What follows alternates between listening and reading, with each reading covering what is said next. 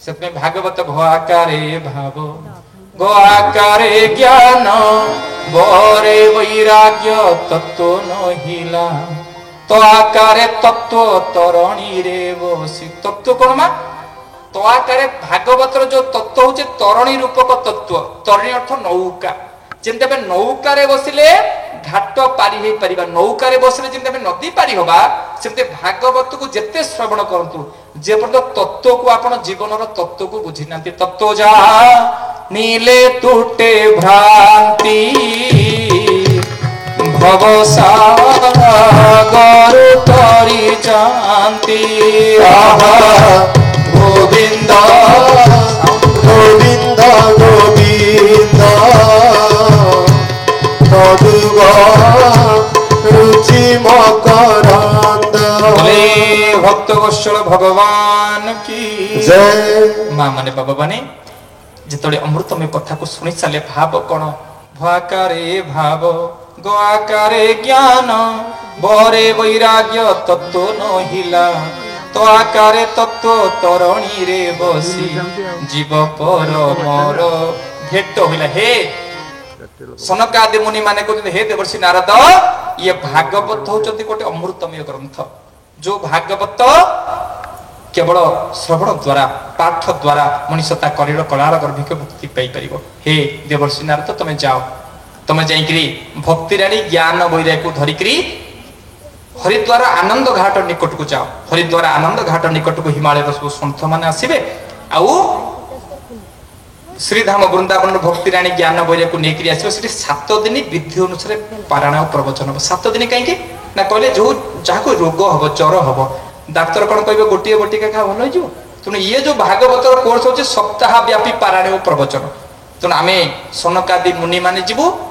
भक्ति रानी ज्ञान वैराग्य आसीबे आ सब हिमालय सब सन्थ माने आसीबे आमे माने पाठ करना कहीं बाबाजी माने कहीं पाठ करिवे अन्य माने पल्ले पल्ले ना ही परिबोनी पण बाबाजी माने कहले बाबाजी मानको मुखरु सुनले हबो अन्य मानको सुनले ही परिबोनी काहे कि कहिले देखो आपण का हाथ बंधा संसार भीतर मो हाथ बंधा किए काकू फिटेब गोटे फिटा लोक आइले तो फिटेब आपण तो संसार भीतर कुलु कुलु मु तो संसार भीतर डुबु डुबु सेना जणे मुक्त लोक आइले कि हमको फिटेब तो संसार बंधन आपण संसार को सतमणी से डुबु डुबु होउजती मु तो संसार भीतर कुलकुली मु तो बुडुची उठी उद्धार क्या करियो जार हाथ सिना फांका तब से उद्धार करिवो जेमती उपनिषद मानकर सुंदर भाव वर्णन अछंती कोन ना बरफळ ओस्तफळ मा बरफळ ओस्तफळ को आपण जेते नेकरी साग केरे हाणी करी बुणीबे गोटा बरगछ ओस्तफळ गछ उठिबोनी चढ़ई खाई जोटी झारा पड़ो बा मन रखिए चढ़ई बरफल ओस्तफल खाई दधि नौती आजबेस्ट छात पर चढ़ई बरफल ओस्तफल को चढ़ई खाई जोटी झाड़ा पड़ो से बरगछ ओस्तगछ उठ सेमती शास्त्र वेद वेदांत उपनिषद गुरु मुखार बिंदु श्रवण कर कार्यक्रम भागवतर मलाटा आप बुझीपारे बुझिपारे से ठाकुर अभिराम परमहंस लिखले कौन लिखले कहले कोइली लो साधु संग मुक्तिर कारण लो कोइली लो साधु संग मुक्तिर कारण लो कोइली लो साधु संग मुक्तिर कारण लो कहले कोइली लो साधु संग मुक्तिर कारण लो कहले हे कोइली लो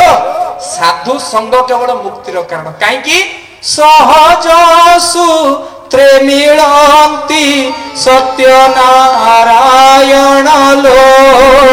कोइली लो साधु संग मुक्तिर कारण लो कोइली लो साधु संग मुक्तिर कारण लो सहज सूत्रे मिलंती सहज सूत्रे मिलंती सत्य नारायण लो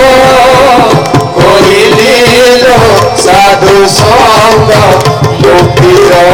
कारण लो कोइली लो साधु संग मुक्तिर कारण लो कहले कोइली लो साधु संग केवल मुक्तिर कारण भागवत कौन कहले भागवत कहले ए जीव साधु संग बिनु लभिन पारे मोर तनु आहा गोविंद गोविंद गोविंद पदुग रुचि मकर बोले भक्त वत्सल भगवान की जय। मां माने भगवान विनम्रतार सहित अति अमृतमय भावराजी कौन होचंती ठाकुर निजे लिखले कहले कोइलिलो साधु संत मुक्तिर काल तेणु हे देवर्षि नारद तुम जाओ हिमालय समस्त संत माने आसी पहुंचबे श्रीधाम वृंदावन भक्तिराणी ज्ञान वैराग्य पहुंचबे कोठी ना हरिद्वार आनंद घाट गंगा नदी कूल सेठी सप्ताह व्यापी पारायण प्रवचन हम माँ ताहा सब सन्थ मान हिमालय पहुंचते श्रीधाम वृंदावन भक्तिराणी ज्ञान वैराग्य कहते और सनकादि मुनि मुनि मान मुखारबिंदु आरंभ हो श्रीमद भागवत गोविंद गोविंद गोविंद पदुगलुचि मकरंद से रंग पान करी हेरे तरिले ब्रज नारी आहा से ब्रज नारी पयरे मन रहु निरंतरे आहा मन निरंतरे रहु कृष्ण बोली जीव जाओ आहा कृष्ण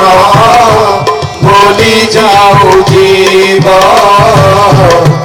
मोटे उधार वासुदेव आहा नमामि नमामि नमामि नमस्ते गुरुदेव स्वामी आहा श्री गुरु चरणे नमहि श्री भागवत बोले भागवत भगवान की माँ माने भगवान आपण माने समस्त जानिले आह्लादित हेबे विनम्रतार सहित सबु सन्थ माने भागवत शुणिचंती देवर्षि नारद सहित भक्ति नारी ज्ञान वैराग्य शुणिले जमी 7 दिन भागवत समापित होला शुण माँ 7 दिन भागवत सरीगला हठात स्वर्ग गोटे पुष्पक विमान से पहुंचला और से पुष्पक विमान रे मात्र 3टा सीट थिला भक्ति रानी ज्ञान वैराग्य 3 जन बसी स्वर्ग को चली गले ई समस्त स्वर्ग को 3 जन चली गले एठी समस्त संत माने कंप्लेन कले कहले कहीं आम एत लोक शुणुलु भागवत आम डाहाड़िया भागरे एत लोक आम भागवत शुणिलु 3 जन कहीं मुक्ति पाइले अन्य मान कहीं पाइलेनी एटी सन्थ माने कहले जो माने निष्ठार सहित 7 दिन विधि अनुसार अधारू आसबे गोटे दिन आसे 5 दिन आसबेनि मोबाइल टीवी भागवत बसी पछरे बसी कपि मुक्ति पाइबे भागवत श्रवणर मुक्तिर मार्ग कोन ना तू जेबे एक भावे भावु गोविंद ए घोर संसार तरीबु गोविंद तू जेबे एक भावे भावु गोटे भावरे भाव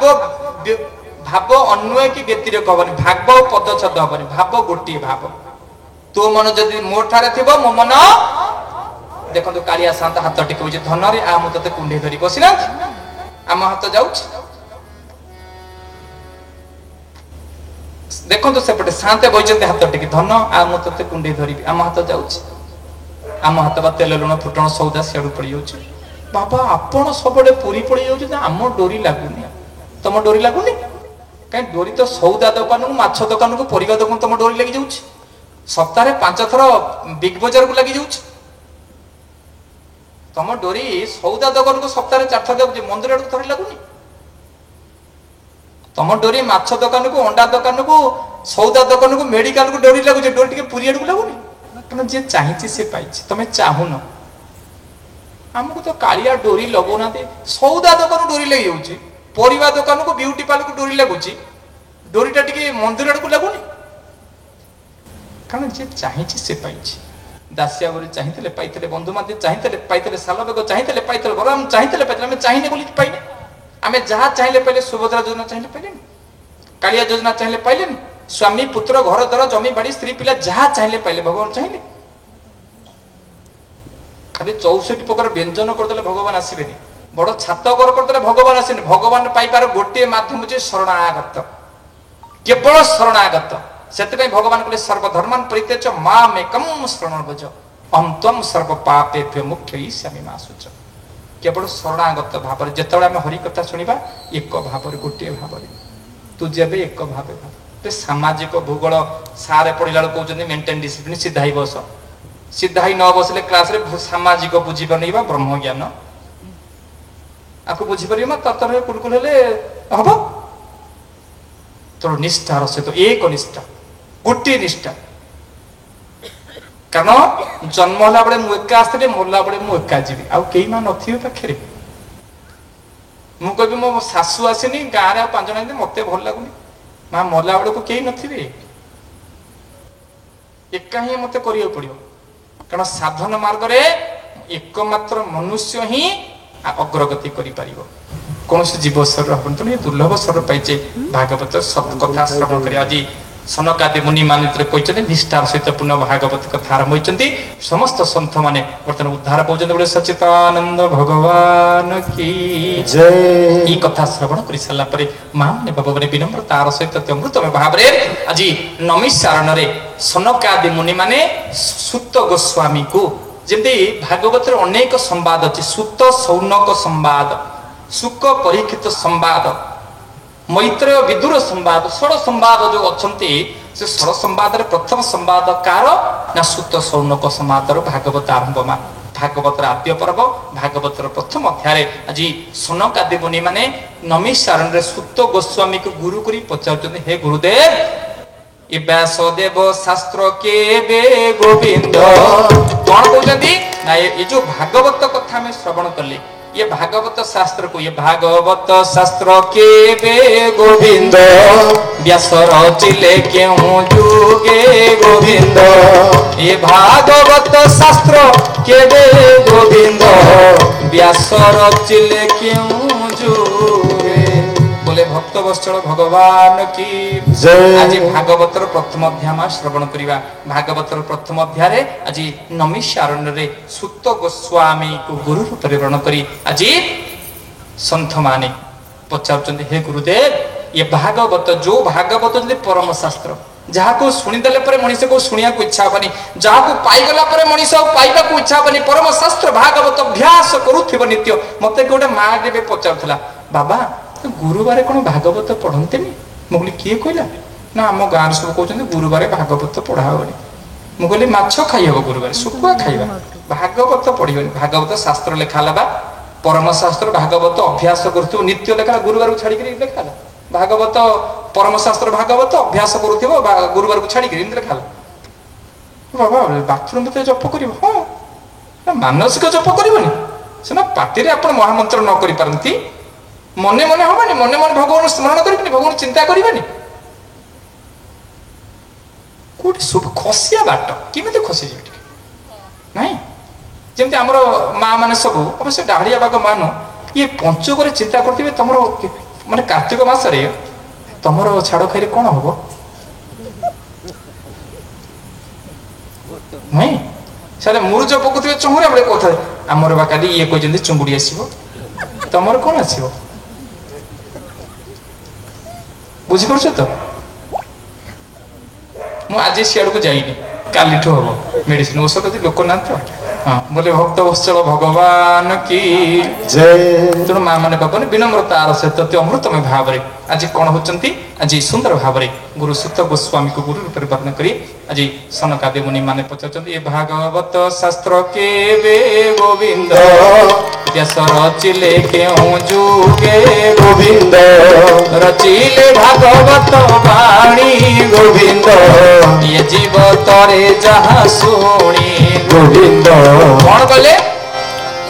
रचिले भागवत वाणी ए जीव तरे जहाँ शुणी जो कथा को शुणी जीव माने तरी जाती उद्धार पाई जाती ये भागवत वेद व्यास केवे रचना कले जहाँ को शुणिले आम उद्धार पाई जावा तामाने उद्धार पाई जावा बुड़ी करी अछि ନା ପୋଖରୀ ଭିତରେ ପଡିଯିବେ ନା ବନ୍ଧନ ଭିତରେ ଅଛି? ମା ସମସ୍ତେ ଆମେ ବନ୍ଧନ ଭିତରେ। କୋଉ ବନ୍ଧନ? ଆସକ୍ତି ରୂପକ ବନ୍ଧନ, କର୍ମ ଆସକ୍ତି ରୂପକ ବନ୍ଧନ, ମାୟା ରୂପକ ବନ୍ଧନ, ଅର୍ଥ କାମନା ଯଶ କୀର୍ତ୍ତି। ଯେମିତି ମା ମୋ ପ୍ରାଣପ୍ରିୟ ଗୁରୁଦେବ ସୁନ୍ଦର ଭାବରେ ଉଦାହରଣ ଦେଇ ବୁଝାନ୍ତି, ଗୋଟିଏ ମାଠିଆ ଭିତରେ 6ଟି ଛିଦ୍ର ଅଛି। ବୁଝିପାରିଲେ? ଛିଦ୍ର ମାନେ ବୁଝିପାରୁଛନ୍ତି? ଇଂରାଜୀ ଭିତରେ ହୋଲ ବୋଲି କହନ୍ତି, କଣା ବୋଲି କହନ୍ତି। ବୁଝିପାରୁଛି? ଗୋଟେ ମାଠିଆରେ 6ଟା ଛିଦ୍ର ଅଛି। ଉପରେ ପାଣି ପୁରେଇଲେ ସେ ମାଠିଆ ପରିପୂର୍ଣ୍ଣ କରିପାରିବ କି? ସବୁ ଛିଦ୍ର ଦେଇ ବୋହିଯିବ ନାଇଁ? ଗୋଟେ ମାଠିଆରେ 6ଟା କଣା ଅଛି, ଉପରେ ପାଣି ପୁରେଇବ, ସବୁ ବୋହିଯିବ ନା ନାଇଁ? ସେମିତି ପ୍ରତ୍ୟେକ ମଣିଷ ଭିତରେ 6ଟି ଛିଦ୍ର ଅଛି। ତାକୁ ଷଡ଼ରିପୁ ବୋଲି କହନ୍ତି। କାମ, କ୍ରୋଧ, ଲୋଭ, ମୋହ, ମଦ, ମାଶ୍ଚର୍ଯ୍ୟ। ମୋ ଗୁରୁଦେବ ତ ସର୍ଟକଟ କରିଦେଲେ ଆଉ କହିଲେ ତାର ତ 3ଟା ହୋଲ ହେଲା ବଡ ବଡ ହୋଲ। ଏଇ ଯୋଉ 6ଟା ହୋଲ ଭିତରୁ କାମ, କ୍ରୋଧ, ଲୋଭ 3, ନରକ ଏଇ 6ଟା। ମୋ ଗୁରୁଦେବ କହିଲେ 6ଟା ସିନା ହୋଲ ଅଛି, ତାର ବଡ ହୋଲ 3ଟା ଅଛି। ଏଇ ବଡ ହୋଲକୁ ପ୍ରଥମେ ମାରିବାକୁ ପଡେ। ଯେମିତି ଚେସ୍ ଖେଳରେ ଆପଣ ଯଦି ସେନାପତି ଆଉ ରାଜାକୁ ହରେଇ ଦେଲେ ଆପଣ ଚେସ୍ ଜିତିଯିବେ। ସେମିତି କାମ ଆଉ କ୍ରୋଧ, ଇଏ ଷଡ଼ରିପୁ ତ 2ଟା ଭାରି ପାୱାରଫୁଲ। କାମନା ଆଉ କ୍ରୋଧ, ଇଏ କାମନା କ୍ରୋଧ ହରେଇ ଦେଲେ ବାକି ଗୁଡା ଛାଁ ଦବ ନାହିଁ, କିନ୍ତୁ କାମନା କ୍ରୋଧକୁ ମାରିବାକୁ ପଡିବ। ମୋ ଗୁରୁଦେବ କହୁଛନ୍ତି କାମ, କ୍ରୋଧ, ଲୋଭ 3 ନରକର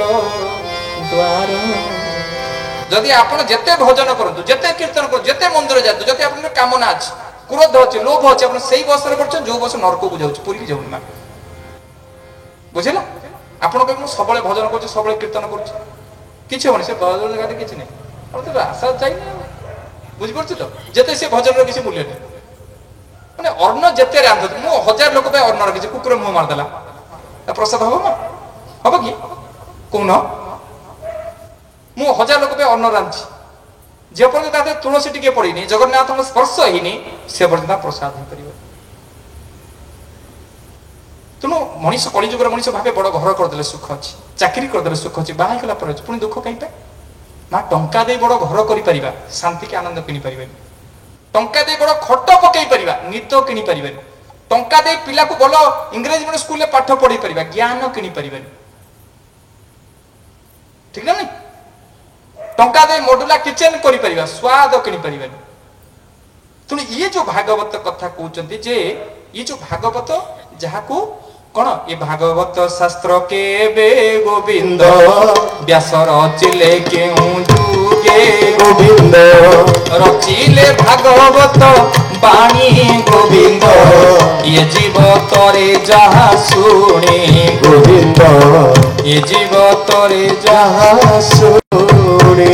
ତାହେଲେ ଯାହାକୁ ଶୁଣିଦେଲା ପରେ ମଣିଷକୁ ଆଉ ଶୁଣିବା ପାଇଁ ଇଚ୍ଛା ହବ। କେବଳ ଆନନ୍ଦ ହିଁ ଆନନ୍ଦ ତା ଜୀବନରେ ବର୍ଷା ହବ।